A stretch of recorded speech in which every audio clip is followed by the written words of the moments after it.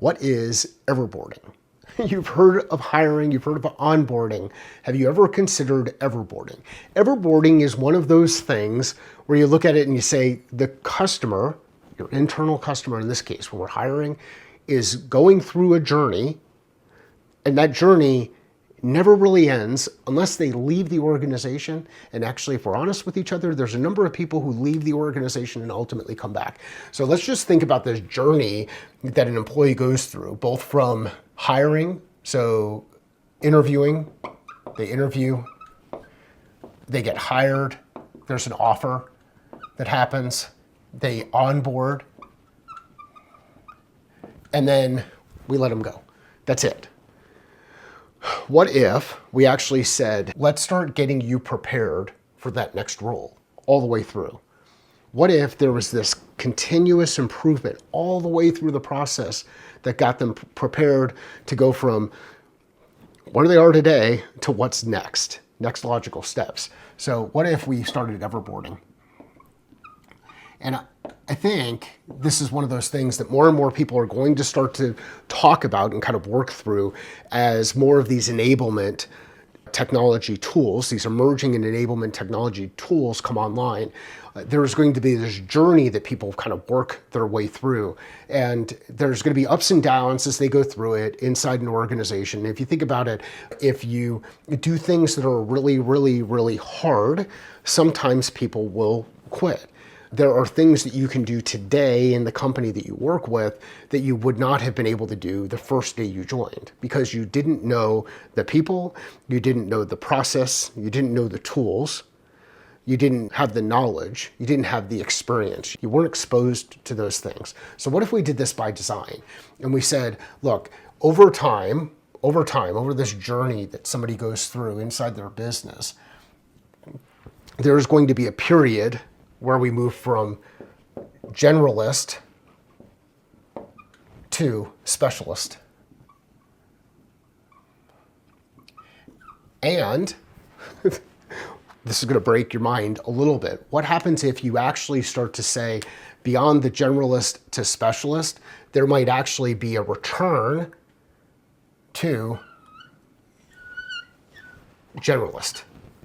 Because now you've got special skills, a special set of skills, not like Liam Nielsen. I think that's how you say his name. You've got a special set of skills that you can apply inside the organization, and that blue marker wasn't as clear, so we're going to put this back in red. We have this circle that ends up happening. Well, how do we enable and empower people to work through the circle? Well, here's a couple of things that you want to think about. Number one, what do people want to do? Number two, how can we find a place for them to be able to do it so that they can determine, is it something that actually gives them energy or not? Is it something that they're actually good at? How do we create more of those experiences? If you're inside an organization where you're starting to say, we're innovative, we create, we're building for the future, what happens if you start to get more and more people involved in that process?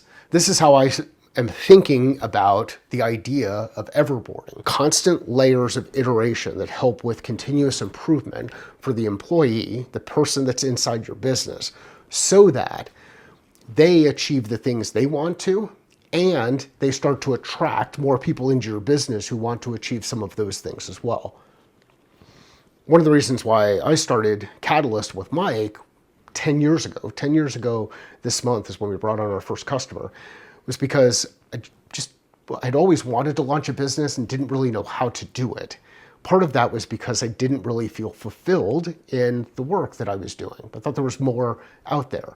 Before launching the business, though, when I was at O'Reilly, one of the things that kept me there longer is I continued to do different roles inside that company. Now, there were other ways I could have done it. I could have left the company and did roles inside another company. Probably would have earned more from a base perspective, but I don't know that I would have learned as much in the way that I was able to move across different functional areas inside the business. So let's think about the Everboarding piece. Conceptually, the whole idea is we go from generalist to specialist to back to generalist, and we keep this loop going through. So we've got that. Now, let's go ahead and build it out on the whiteboard and think about how we design for it. So if our goal is to continue to move toward a specialist function so that we can create multiple specialties and then ultimately move back to being a generalist in across multiple areas. So we've got a unique set of skills all the way across. Let's first figure out what is the job to be done. What are the specific skills necessary to do that job? Okay? Skills. Capabilities probably is a better way. Let's actually change that to capability. What are the specific capabilities to do that job? And capability is both knowledge and skill. Jobs to be done, capabilities, knowledge, skill. Now, the next piece is where can we find some opportunity? This starts to look a lot like COM-B, and that's really what it is. Behavior change, so opportunity to do it. Is there a way that we can help create space for people to shadow? Is there a way where we can create space for people to be part of a different team? Is there a way where we can use some of the technology out there?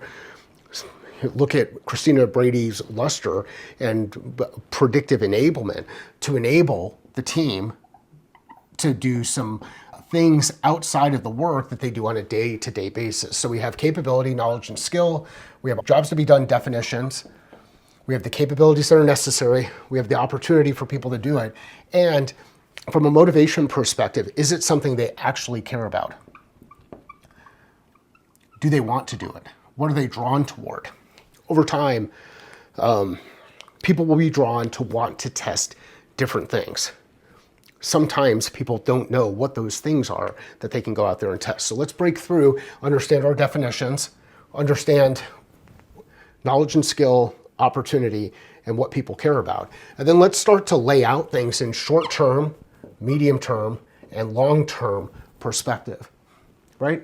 Let's lay it out and say, in the short term, this is what that looks like. This is what good looks like around it. If they actually do that and it works and they want to move more, then let's move them to the medium term bucket. And then if everything is really working out, maybe in the long term, they actually end up moving into one of those roles. So we're using short-term, medium-term, long-term thinking to build out our plan to align with making sure that we can build out the knowledge and skill and give people an opportunity to demonstrate it so that they can continue to improve inside the business. Let's use a couple of specific examples. When it comes to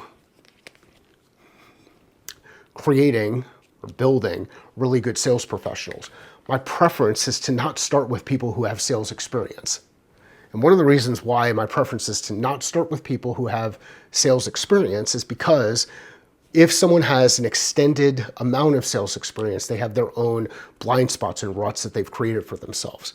Now, let's flip that a little bit. What if we take someone who's really, really good at product, has a lot of product experience, or is really, really good at marketing, has a lot of marketing experience? What happens if we help them build sales skills? They can actually be a super salesperson because they have the background and experience of being on the product side or the marketing side or even the engineering side. And that's ultimately what Demystify Sales is. Demystify Sales is sales for the non-sales, non-traditional sales professional.